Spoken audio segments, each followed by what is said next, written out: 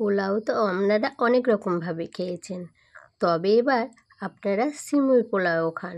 এরকমভাবে বানিয়ে খেলে মুখে লেগে থাকবে, অন্য পোলাও খাওয়ার নামই করবেন না। এত খেতে টেস্টি হয়, একবার বানিয়ে না খেলে বিশ্বাসই করবেন না। খেতে যেমন সুস্বাদু হয় তেমনিও কিন্তু মজাদার, বাচ্চারা কিন্তু লুফে খাবে। তা নমস্কার বন্ধুরা, মালতীর মিনি কিচেনে অনেক অনেক স্বাগতম। অন্যদিনের মতন আজও চলে এসেছি আপনাদের কাছে নতুন একটা রেসিপি নিয়ে। আজ আপনাদের বানিয়ে দেখাবো সিমাইয়ের পোলাও। তা আমি এখানে 10 টাকা দামের প্যাকেট 2 প্যাকেট সিমাই নিয়েছি। এটা নর্মাল সিমাই নিয়েছি, আপনারা যদি অন্য একরকম সিমাই পাওয়া যায় সেটাও নিতে পারেন, তবে এটা নিলে কোনো অসুবিধা নেই। সিমাইগুলো বেশ সুন্দরভাবে কেটে একটু ছোট ছোট করে নিতে হবে। এটা হাত দিয়ে বেশ ভেঙে আমি একটু গুঁড়ো করে নেব। খুব বেশি কিন্তু গুঁড়ো করলে চলবে না, বেশ আধা ভাঙা মতন এগুলো করে নিতে হবে। একটু লম্বা থেকে ছোট ছোট করে এগুলো ভেঙে নিতে হবে। 2 প্যাকেট সিমাই আমি 2 প্যাকেটেই কিন্তু বানাবো, তাই সিমাইগুলো সব সুন্দর করে আমি আগে ভেঙে নেব। দেখুন সিমাইগুলো সব ভেঙে এক জায়গায় করে নিয়েছি। এবার কিছু ড্রাই ফ্রুট অ্যাড করব। এই সিমাইগুলোর মধ্যে আমি অ্যাড করব কিছুটা চীনাবাদাম, কিছুটা কাজু, আর দেব আমন্ড বাদাম। এখানে দেব গরম মশলার মধ্যে ডালচিনি, লবঙ্গ আর এলাচ আর 2টো তেজপাতা। ব্যাস এইটুকুন হলেই কিন্তু চলবে।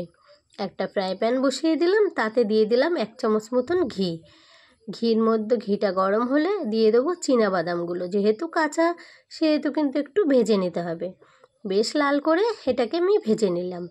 ভেজে নিয়ে গরম মশলাগুলো কিন্তু এর ভিতরে দিয়ে দিলাম। দিয়ে বেশ ভালো করে নাড়াচাড়া করে দিয়ে দেবো 2টো তেজপাতা ও কাজু আর আমন্ড বাদাম। দিয়ে বেশ ভালো করে নাড়াচাড়া করে একটু ভাজা ভাজা মতন করে নেব। নিয়ে ভাঙা যে সিমাইগুলো আছে সেগুলো এর ভিতরে অ্যাড করব। করে বেশ সুন্দর করে এগুলো এবার ভেজে নিতে হবে। দেখুন কড়াইয়ের মধ্যে সব সিমাইগুলোই দিয়ে দিলাম।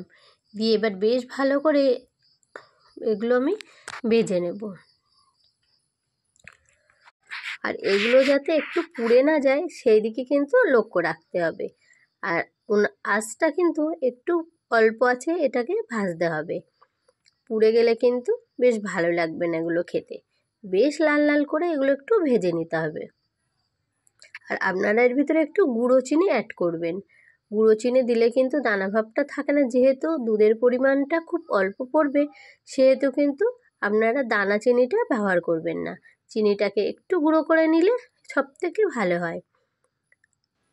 আমার এই পাত্রটা কিন্তু একটু ছোট হয়ে গেছে, যে নাড়াচাড়া দিতে কিন্তু বন্ধুরা একটু অসুবিধা হচ্ছে। বেশ সুন্দর করে কিন্তু এটাকে আমি ভেজে নিয়েছি। এবার অল্প অল্প দুধ অ্যাড করব। দেখুন খুব বেশি কিন্তু দুধ দেব না, এখানে আমি প্রায় 1 কাপের একটু বেশি দুধ দিয়েছি। দুধ দিয়ে এবার ভালো করে এটা খুন্তির সাহায্যে একটু নাড়াচাড়া করে নেব। আর বেশি পরিমাণে দুধ দিলে কিন্তু এটা নরম আর কাদা কাদা টাইপের হয়ে যাবে, খেতে কিন্তু বন্ধুরা একদম ভালো হবে না। যেহেতু পোলাও সেহেতু কিন্তু একেবারে ঝুরঝুরে হবে খেতে। এইভাবে পোলাও বানিয়ে বাড়িতে খেয়ে দেখতে পারেন, আশা করি আপনাদের ভালো লাগবে খেতে। আর যারা একটু নরম সিমাইটা খেতে পছন্দ করেন না, ঠিক এরকমভাবে বানিয়ে খেয়ে দেখবেন।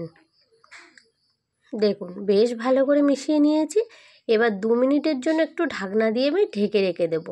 খুব অল্প আছে। আর দেখুন জলটা কিন্তু দুধটা একদমই টেনে নিয়েছে, আর একেবারে কিন্তু নরম হয়ে এসেছে। আর এখনও কিন্তু একটু ভিজে ভাব আছে, তবে সমস্যা কোনো কিছুই নেই। এটাকে আস্তে আস্তে নাড়াচাড়া দিতে দিতে কিন্তু এটা একেবারে ঝরঝরে একটা পোলাও হয়ে তৈরি হয়ে যাবে। একদম অল্প আছে কিন্তু এটা ঢেকে ঢেকে আমি রান্না করব। আর দেখুন একেবারে কিন্তু মাত্র 10 মিনিট হাতে সময় থাকলে এই রেসিপিটা আপনারা বানিয়ে খেয়ে দেখতে পারেন। দেখুন কতটা সুন্দর হয়েছে, একেবারে ঝরঝরে কিন্তু সিমাইয়ের পোলাও রেডি হয়েছে। তা আপনাদের যদি ভালো লেগে থাকে তো প্লিজ আমার পাশে থাকবেন, সাথে থাকবেন। তো বন্ধুরা আজকের মতন রেসিপি এই পর্যন্ত, নিয়ে আসে একটা পরের রেসিপি। ততক্ষণ সবাই সুস্থ থাকবেন, ভালো থাকবেন, টাটা।